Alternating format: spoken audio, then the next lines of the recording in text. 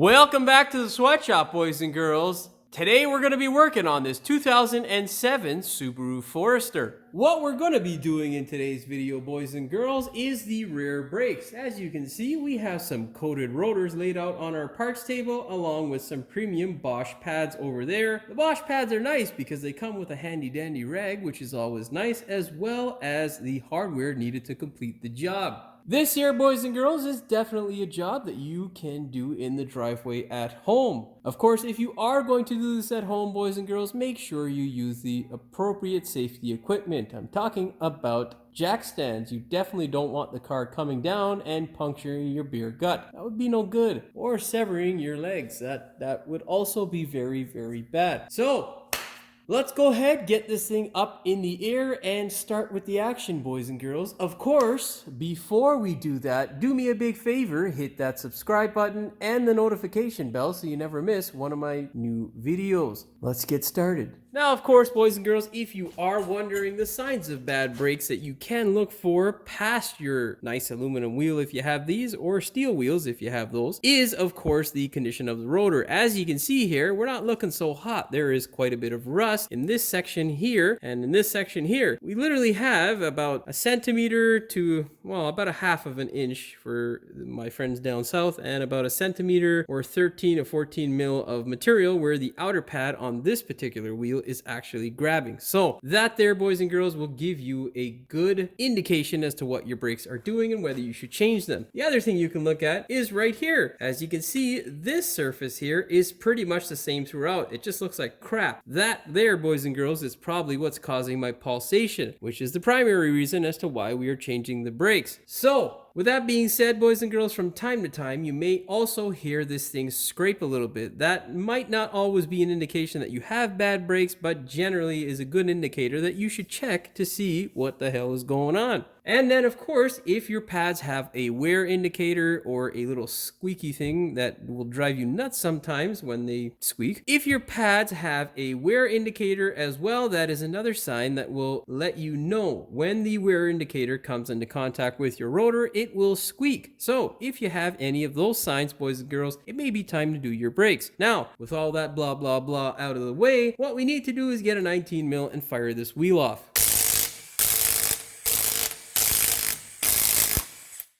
Now, boys and girls, if you have watched my videos in the past and you have partaken in my advice to lubricate the hub as well as your rotor assembly, you should have a wheel that comes off relatively easy like mine just did. Now, check this out. I'd say that's in pretty damn good shape, boys and girls. No? Of course, do the same to the other side. Now, boys and girls, get yourself an extendable ratchet and a 14 mil and we'll meet you at the back of the caliper. Boys and girls, go ahead and crank off these two bolts here that hold your caliper to your support bracket or caliper bracket. Now, let's thread this guy back in so that when we crank the top bolt, the caliper doesn't want to jump off the car at us.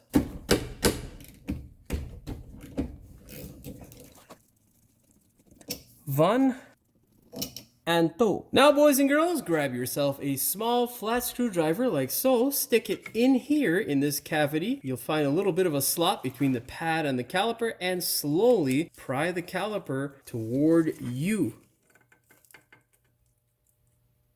What we're doing here is compressing our piston. You want to do this nice and slow. You don't need to go fast at all.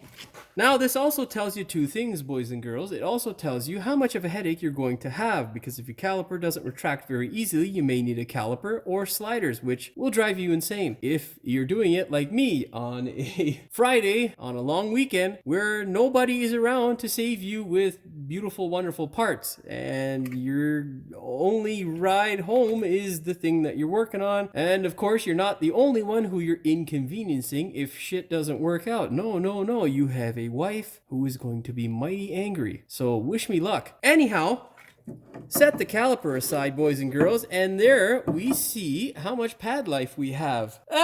There's nothing there. Yeah, nothing. At least I got my money's worth out of this thing. Oh, them things is seized. That's another good indicator as to how much of a headache you're gonna have. Oh, yeah. Well, good thing is I've got my sandblaster, and that'll make quick business of this. So I'm going to get my hammer now, and, well, I don't really need the hammer. There's no ridge here. So now, boys and girls, we're going to crank the two 14 mils off in the back here that hold the bracket, and we'll just yank this thing right off. Grab your 14 mil, boys and girls, and crank off these two bolts here for your caliper bracket. Hopefully they're not very rusted. If they are, well, I suggest you replace them with some new ones, because it will be quite a pain in the ass if you have to touch these brakes again and they completely rot away. Oh, yeah. Because the camera is there, I have to do this at quite a weird angle, and I busted my knuckle on the mud flap, which, yeah, never feels good. Good thing is that the mud flap is plastic and doesn't hurt as much as steel would. So positivity, boys and girls, positivity. Let's get a hammer. Yes, I know it's a crowbar, whatever. It's the closest thing I had. Get that guy on all the way. Yeah. And push. Oh, there we go.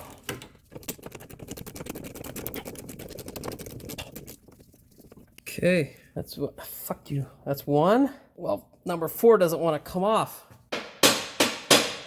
Oh, come on, dude. Oh, I love rusty fasteners. I swear to God, they're such a pain in the ass. Let's get this guy back in there. Get our master crap crowbar and...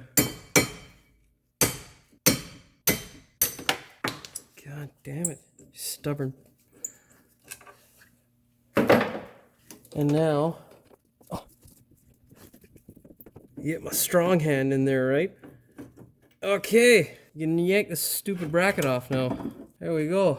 Look at that pad life there, boys and girls, right? Pretty good, eh? Let's go get the other side off, and I'll meet you back at the parts table to show you how to prep these things for re-entry into the Subaru universe. Now, boys and girls, before I meet you over at the part, you know what? I'll probably meet you over at the vise, because that's where I'm going to do the work, or explain it to you at least. So, before I meet you over there, what we need to do, boys and girls, is remove our rotor assembly. So, if you've lubricated yours nice, it should come off relatively easy.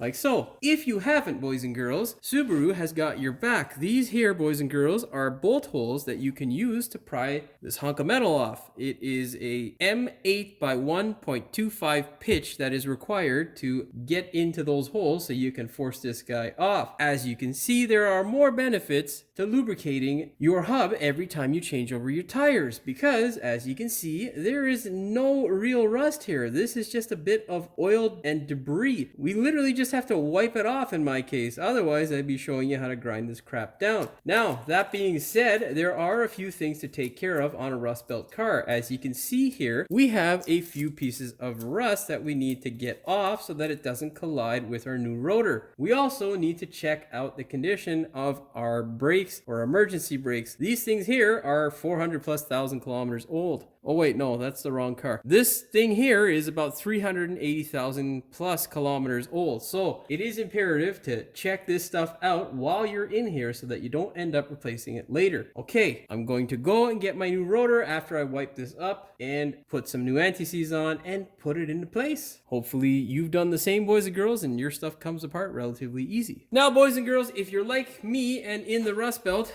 grab yourself a chisel and a hammer and just smack some of this stuff off. It's not an absolute step, but you don't want to put your brakes together and then have this thing basically rub and give you a headache.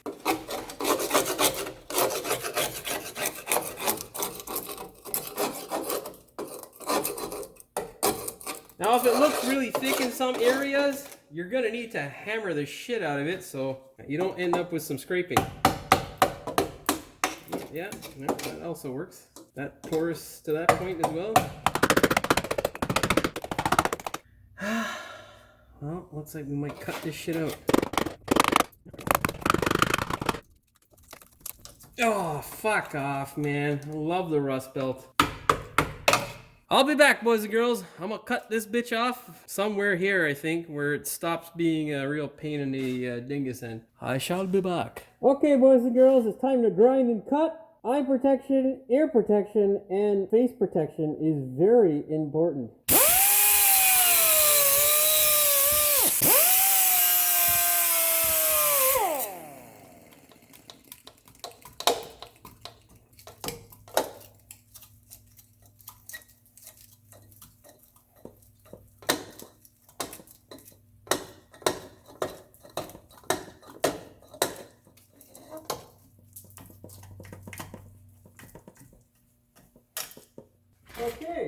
Try not to kick the camera, grab the grinder, and hit it.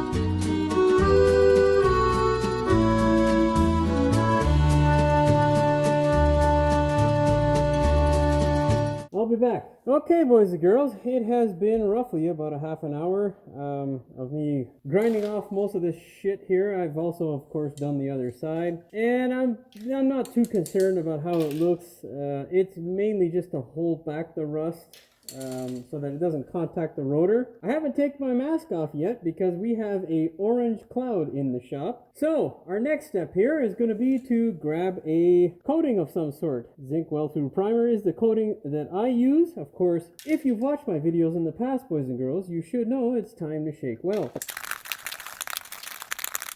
Oh, I always shake better with the right. Now, grab your can and just spray it.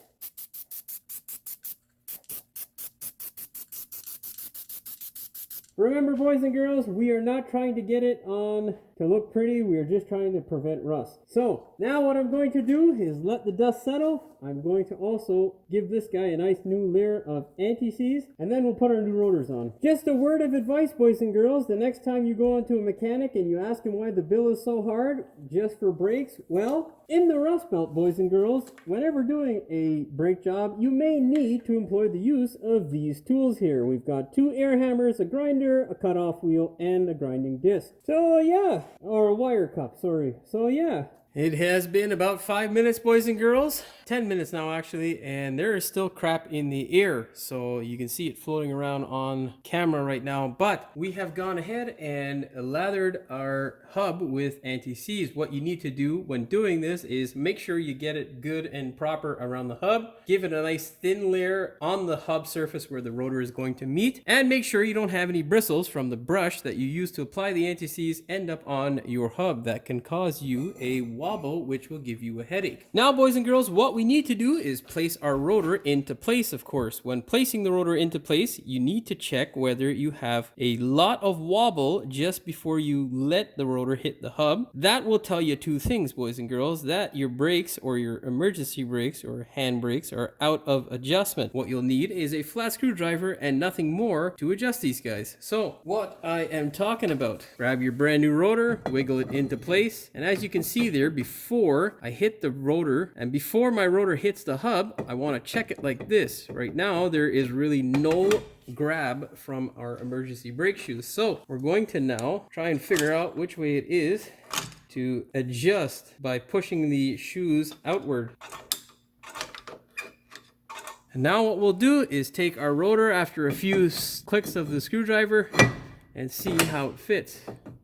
Gotta keep going. So essentially you get the process here, boys and girls. This is exactly what you need to do. What you're going to do is continuously adjust it until it is snug against your rotor. And then you go a couple clicks back on this guy, and that is how I properly adjust these guys. Of course, it may be different in the manual, but I'm not looking it up. So this is how I've done my brakes for the last 20 years, and it hasn't failed me. Okay, boys and girls, we'll see you back soon. Boys and girls, after you've adjusted it, you should end up with a result like this, where your rotor wiggles just a bit and spins freely when it is completely on. Now, boys and girls, we can turn our attention to those caliper brackets, which is always wonderful. Said no one ever. A few things here to tell you about, boys and girls. As you can see, we have a set of pads here that is completely trashed. These are done like no other sort of pads. And then on this side here, the pad side with the wear indicator, you can see here, we still had a little bit of pad life left, and we didn't have any indication from our wear indicator. So this is why I was telling you earlier in the video, it is important to find whatever may be making the noise in the rear of your vehicle. If you hear something, investigate. You don't always have to, but it is good if it's a consistent noise to check it out and make sure you're not going to run into some issues that tissues won't solve. Now what we need to do is take our bracket and service it. So we've got to pull off our shims and get rid of the rust behind the shim. What I'm going to do is sandblast this, but you can do this with a wire wheel or a file, really any sort of grinding device that will take off the rust. You don't want to take off the material, just the rust. So I'm going to sandblast these, and I will see you back soon. So boys and girls, it's been approximately about half an hour to 45 minutes, and I have basically finished up our caliper brackets. As you can see here, I have painted them as well in the crevices where they need to be, right where your hardware is going to go, so that your pad floats nice and easily. Of course, when you get them out of the sandblaster or you're finished grinding them, they should look like that, and then when you're done, they should end up looking like this. Same goes for your sliders. This one had excessive amounts of rust on it, and we had to grind off quite a bit in order to get it to look like this. So you're going to need to do the same thing potentially if you are in the rust belt. You can replace these things. I can't, unfortunately, because there is no parts store open at 9 o'clock at night. So that there is done, boys and girls. Make sure you clean off the shaft of your slider. That's why that handy dandy rag is so handy. What you want to do is get off all the excess old grease, and you want to do this for all your sliders, of course. What you can do as well is take a blower and blow out any clumps of crap that is still in this crevice here, and use some brake clean to get off whatever's stuck in there. Once you get it nice and clean, blow it out, and then take your grease. This stuff here, I wouldn't advise buying the clean full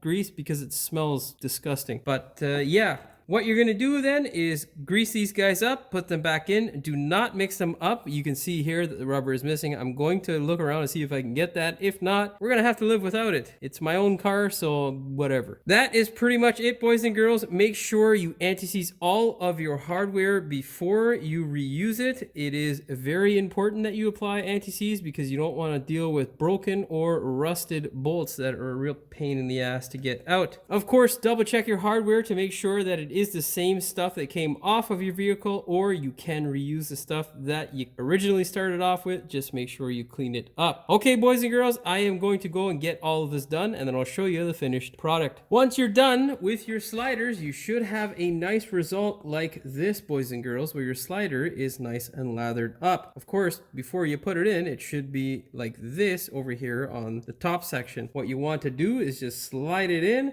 Should slide in nice and easily and push it on home. Now, as you can see here, this one here is longer than this one. So there is air in that cavity. Pinch the boot here and push it all the way in. And there you can see it's basically the same height now. That there, boys and girls, is a finished caliper bracket. What we need to do now is take our hardware and put it onto our caliper bracket. Quite simply, boys and girls, what you want to do is identify that it, of course, is the right hardware, and then take it and gently place it on. You don't want to scratch the paint, you just put on there. You also want to make sure that it is in the right section. What does that mean? Well, as you can see there, boys and girls, there are two tabs there. Make sure that both of those tabs have equal amount of space on either side. If they don't, you may potentially have a squeak. Repeat the process for the other 4. If your brake pads come with a wear indicator, you can employ its use in the little section here. The wear indicator will go on the pad that goes towards the piston of the caliper. Driver side or passenger side doesn't really matter. You can mimic exactly what you got off of the car. That usually is the right thing to do, depending upon, of course, the person who put it all together. As you can see here, we have one, so I'll go ahead and show you exactly how to do it. Take your pad, identify which side is which. This here is our driver side. This one here didn't wear down. So what I'm going to do is put it on the passenger side. This here is the passenger side. Our caliper bracket sits like this. This is the bottom section here. So what we're going to do is take the pad, slide this guy on the right way, Jimmy. We're going to slide this guy on like so. You should hear that clip. And then this clip here should sit in that basin there. And there you go, boys and girls. That there is what you need to do. Okay, I'm gonna finish this all up and I'll see you back soon. You should end up with a result like this, boys and girls. Of course, what you want to do is make sure that you lather it up fairly good, but you don't want it to be so thick that it ends up on your rotors or pads, which will of course affect their performance and potentially render them useless. Make sure you get into all the creases and crevices. That way you have a good and lubricated part. Now, what you can do is take your pad and slide them into place. Gently slide your pads into place. Do not push too hard because they will go right through. Sometimes they get hung up on the little spring, but you should end up with a result like this where the pad doesn't want to fall out. Of course, put in all of your other pads and you're good to go. Yes, that's right, boys and girls. I am using my beer gut in order to help me do my work. This is not uncommon. It is a legitimate practice, and don't judge me. Of course, boys and girls, with all your pads in place, make sure your hardware is ready to go. That means anti-seize the hell out of them. Make sure there is no excessive rust and there is no damage to the threaded portion of any of your bolts. We are now ready to give these back to the Subaru universe via this Forester. I shall be back. Okay, boys and girls, grab your pad carrier assembly with your pads and gently put them on. Key thing here is to make sure your pads don't fall off, of course. And the second thing is to make sure you don't get any grease on your rotor. Now, what you want to do is take your bolts, wiggle the pad carrier around, and of course, thread them in by hand. Do not attempt to catch these guys by any sort of power tool. You will wreck them. Well, you won't always wreck them, but if you do wreck them, you're going to cry. Oh, this guy's not cooperating. There we go. Of course, go ahead, grab your handy dandy ratchet and snug them up. Do the bottom bolt.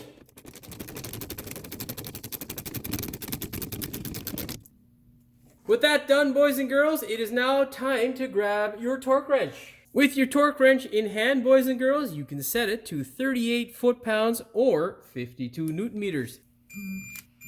I promise, boys and girls, we are almost at the finish line. Our next step here is to grab our caliper. And now what I'm going to do is just grind the surface here so it's nice and flat.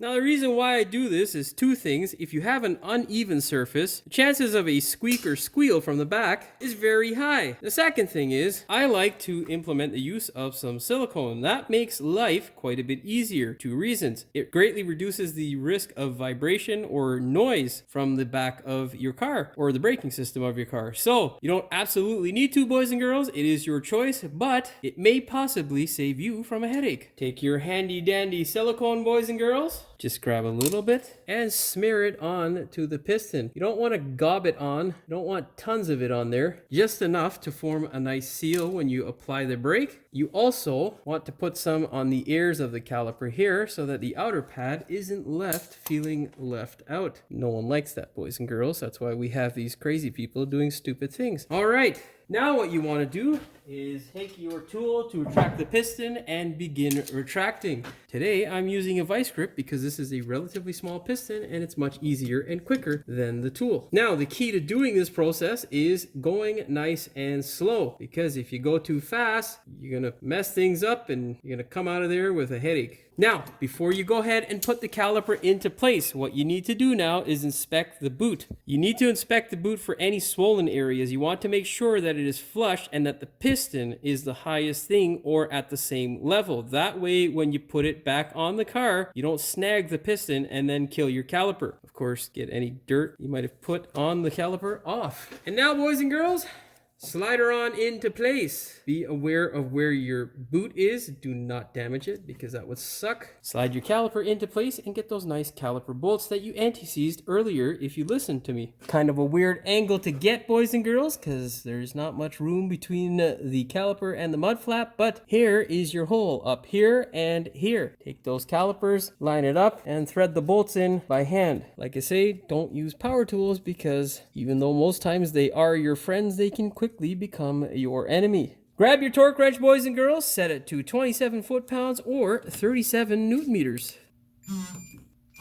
This side, boys and girls, is done. We can now put our tire back on. Of course, boys and girls, it is now time for us to put on our wheels, but you should know, if you've watched my videos in the past, what time it is. It's time to shake it well. Grab your favorite can of white lithium grease and shake the hell out of it. Yep, the right, definitely better. Now just give it a spurt. This, boys and girls, will save you your sanity. If you ever get a flat, you won't have to kick the hell out of your rim in order to get it off your vehicle. With that out of the way, boys and girls, you can now go ahead and put your rim on the car. I'm getting too old for this shit. Grab these nuts and thread them on by hand. Whenever tightening up the nuts, before you hit it with your gun, boys and girls, force the rim back into the hub. That way you know you're not going to damage anything. And then hit it. Now, boys and girls, all that's left to do is put this baby down and torque those nuts. Now, boys and girls, very important. If you had to do the same crap that I did and you have a bunch of metal on your floor, make sure you sweep it up. You don't want to lower your car and puncture your tire with your own stupidity. That would be a very bad idea. So, sweep things up before you lower the car. With the car down on the floor, boys and girls, set your torque wrench to 74 foot-pounds or 100 newton meters.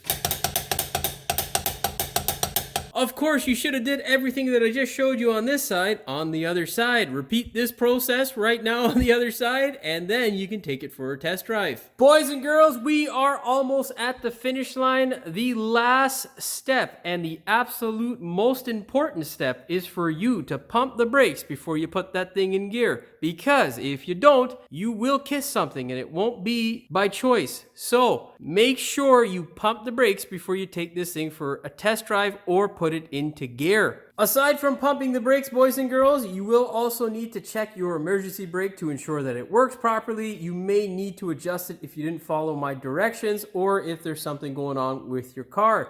That being said, boys and girls, I hope you found this video entertaining as well as informative. If you did, please like, share, and subscribe. Don't forget to hit the notification bell so you never miss one of my new videos. And as always, thank you for watching. We will see you in the next one. The fuck is your problem, boy? Rusty shit. They never want to give the sockets back, you know? Definitely think I got my money's worth out of those set. I definitely think I got my money's worth out of these pad set here. So, okay. Now, boys and girls, before I meet you over at the parts table... Oh, wait, stupid Jimmy. Take the light off first and then start babbling. Mother sucker. Wait, face protection. Oops. Eye protection, lung protection, and hearing protection. Very important, boys and girls. Death wheel, stop that shit. And make sure you don't have any bristles from your brush of anti-seize. What? Brush of anti-seize. Of course, it may be different in the owner's manual, but I'll set the shut up better. The threaded portion. God damn it, get off the socket, man. Get back my fucking socket, you rusty pile. What the fuck? There we go. I don't know what the hell I just said, but you know what I mean. Grab your torque wrench, boys and girls, and set that bad boy to 27 foot-pounds or 37 Newton meters. Okay, boys and girls, that is pretty much all she wrote for this one. But you have one last... Oh, fuck. That's probably much all she wrote. You have one last step. That's stupid. Okay, boys and girls, one last step before you take this thing for a test drive. And this step is the one you don't want to miss because the... Oh...